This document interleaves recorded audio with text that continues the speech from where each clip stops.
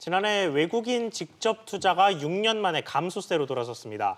기업 투자처로서 우리나라의 매력이 점점 떨어진다는 의미입니다. 이런 가운데 서울시는 어제 간담회를 열고 집값 상승이 공급 부족 때문이 아니라면서 보유세를 더 올려야 한다고 촉구했습니다. 자세한 내용 정윤영 기자와 이야기 나눠보겠습니다. 정 기자, 우리나라는 지금 외국인 투자가 매년 늘어났는데 지난해에는 줄어들었다고요? 네, 외국인 직접 투자가 전년 대비 6년 만에 역성장했습니다. 산업통상자원부는 지난해 이 외국인 직접 투자 FDI가 신고 기준으로 233억 3천만 달러로 집계됐다고 밝혔습니다.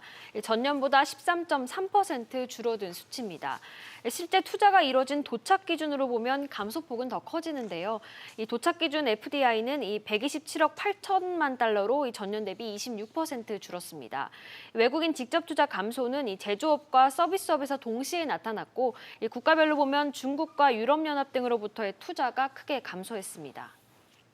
네, 그런데 어제 산업부의 보도자료를 보면 외국인 직접 투자가 역대 2위 실적을 냈다, 뭐 이런 식의 이야기를 했습니다. 네. 이게 역성장한 쪽에 좀 집중을 해야 되는 걸까요? 아니면 역대 2위를 기록했다는 데 집중을 해야 하는 걸까요? 네, 일단 5년 연속 200억 달러 달성이자 이 신고 기준 역대 2위다라는 점에선 의미가 있습니다. 정부는 외국인 투자 기업에 대한 이 법인세 감면 혜택 폐지를 앞두고 2018년에 조기 신고한 FDI가 크게 늘면서 지난해 실적이 상대적으로 저조했다고 설명하는데요. 전문가들은 국내 기업 환경에 더 주목하고 있습니다. 전문가들은 FDI가 감소한 것이 최저임금 급등, 법인세 인상 등 국내 기업 환경이 악화된 것도 영향을 미쳤을 것이라고 분석하고 있습니다. 해외 기업 관점에서 보면 한국은 각종 규제 강화로 정책 불확실성이 높은 나라로 판단돼서 선뜻 중장기 투자를 하기엔 힘들 수도 있다는 뜻입니다. 정부는 올해 FDI도 이 지난해와 비슷한 수준을 기록할 것으로 보고 있습니다. 미중 무역 분쟁, 일본 수출 규제와 같은 불확실성이 지속되는 것이 부정적 요인으로 작용하고 있습니다. 네, 집값 이야기로 넘어가 보겠습니다. 서울시가 서울의 주택 공급은 과거보다 늘어서 충분한데 여러 요인 때문에 시장이 왜곡됐다, 이런 주장을 했다고요? 네, 이 주택 공급 부족 때문에 이 집값이 오르고 있다는 일각의 주장을 정면 반박한 건데요.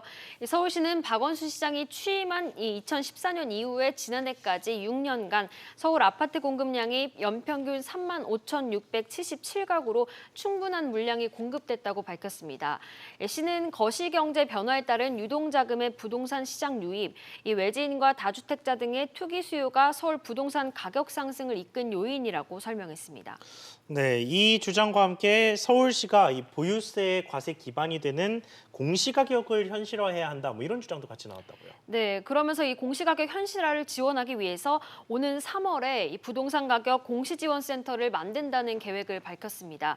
현재 부동산 가격 공시 관련 제도에 있어서 이 서울시를 비롯한 광역자치단체의 역할은 거의 없는 상황인데요.